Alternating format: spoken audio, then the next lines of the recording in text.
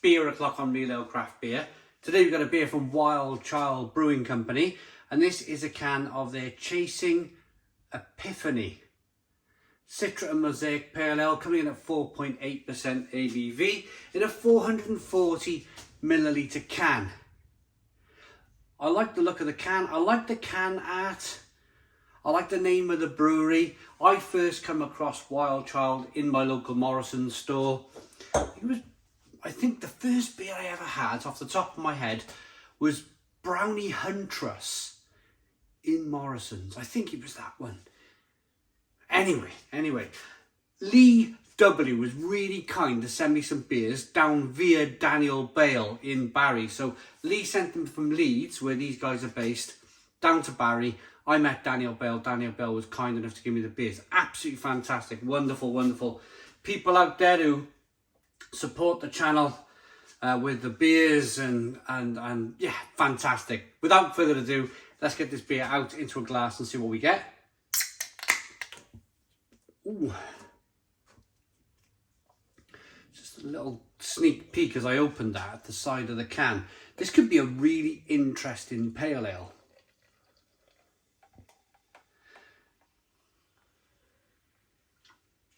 Really interesting.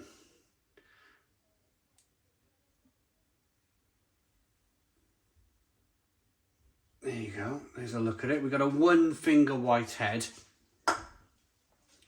Really hazy looking beer. Slow moving carbonation. And it looks to me like a can conditioned beer. You can see a little bit of that kind of sediment there in the bottom of the glass floating around, or making its way down to the bottom of the glass there. Straw coloured, pale. But the reason why this beer could be very interesting is, and I just picked this up by accident, don't normally read the size of the cans, but oats make up 15% of the grain bill in this beer. This could be a creamy, oaty wonder from Wilde. Let's check it out. Let's get the aroma.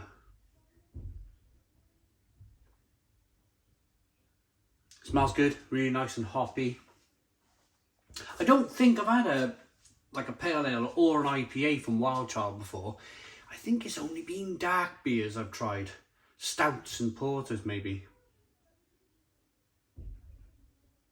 But there's loads of orange and tangerine flavours coming through. A little bit of lemon and grapefruit. It smells wonderful, really good. A little bit biscuity and of course oaty as well. Let's dive in. Cheers everybody.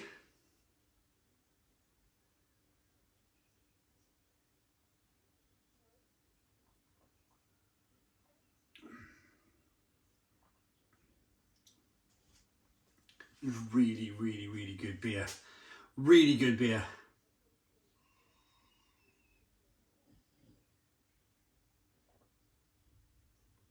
Oh, stone the crows. Stone the crows. That's the way to do it. I sound like, what was that little puppet? That's the way to do it. What was his name? Anyway, that's the way to do it. There's been a tendency over the last few years to use lots of lactose, or lots of beers have had lactose added to them. And I feel on a personal level, because everybody's tastes are different, everybody's tastes are different to mine, I don't like it. It feels slick, it feels oily, yes it feels creamy, but the authentic way, I feel, the way to really make a creamy stout or a pale ale or an imperial stout is to add oats. Add oats to the beer. If you're an oat eater from the pan, you'll know that when you add your oats and you kind of boil them up on the pan there, you'll be left with a sticky, creamy residue that's quite difficult to get off the bottom of the pan. Even sometimes non-stick pans. That creamy residue that's left in the bottom of the pan makes its way into the beer. And that's what makes the beer nice and creamy. 15% of the grain bill is made up of oats in this very beer.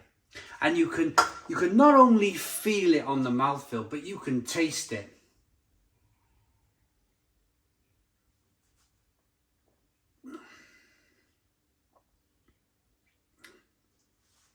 It's a lovely balance to it. Beautiful mouthfeel. The mouthfeel for this pale ale just is so inviting. It makes you want to drink more of the beer. It makes you want to carry on sipping away at it, which I'm going to do.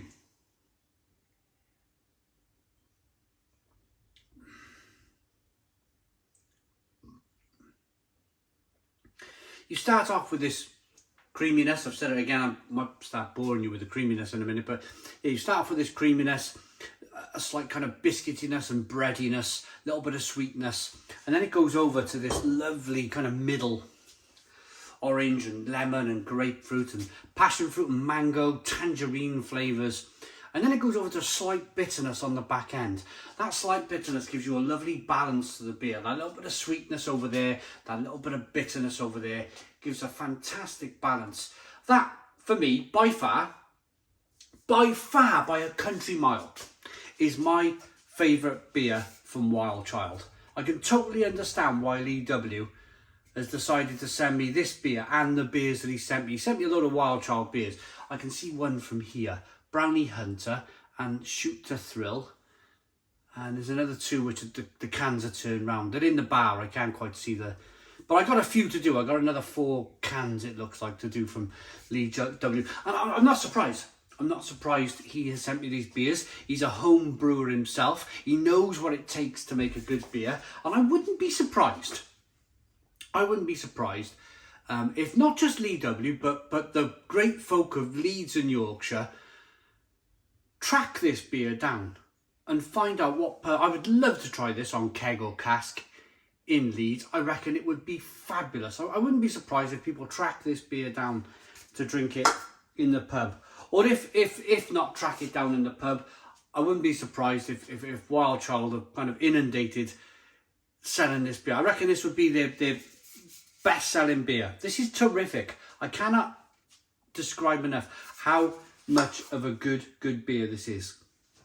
Now I'm able to wash the beer around in the glass, really get that aroma. That's so good. So good. And I'm going to be perfectly honest with you. The first beer I had from Morrison's, from Wild Child, I don't think I liked it. And I was kind of sceptical after that. Once you've had a beer from a brewery you've never had before, and you don't like it, it kind of immediately puts you on the back foot. So I'm really pleased. The beer so far that I've had from Lee W and the other beer that I bought, I bought the Brownie. One of the beers I bought I liked. One of the beers from Morrison's I didn't like from Wild Child. But anyway, great start. I've done an Imperial Porter and now this wonderful OT Pale Ale with loads of hops, and this is just fabulous. Fabulous. Right, oats make up 15% of the grain bill in this beer, which promises to be velvety smooth and super drinkable. All that topped up with the freshest crop of Citra and Mosaic hops creates a very juicy beverage that you could quite easily stick to all day. That's exactly that. That's exactly my drinking. A nice day drink on a session. I could drink can after can of that. Can after can. This is a lesson in brewing to the lazy brewers out there who decide to put lactose in their beer. It's lazy. I know oats are probably more expensive, but you get a much better mouthfeel from oats than you do lactose. Again, that's my own personal opinion. Comment in the comment box. Let me know what your thoughts are. I quite like lactose in Imperial Stout, barrel-aged Imperial Stouts, but that's about it. Imperial Porters, but that's about it. I don't want lactose in my Pale Ale. Rating for this Wild Child Chasing Epiphany. I've said that right twice now. I'm quite proud of myself. 4.8% ABV, Citra Mosaic Session Pale. I like this beer enough to give it. It's February 2022 and this is my favourite pale ale of the year so far. This is a 10 out of 10 from Real Ale Craft Beer. 10 out of 10. Please put your comments in the comments box. Subscribe to our daily beer and food reviews. Give us a big fat thumbs up. Boom! Cheers.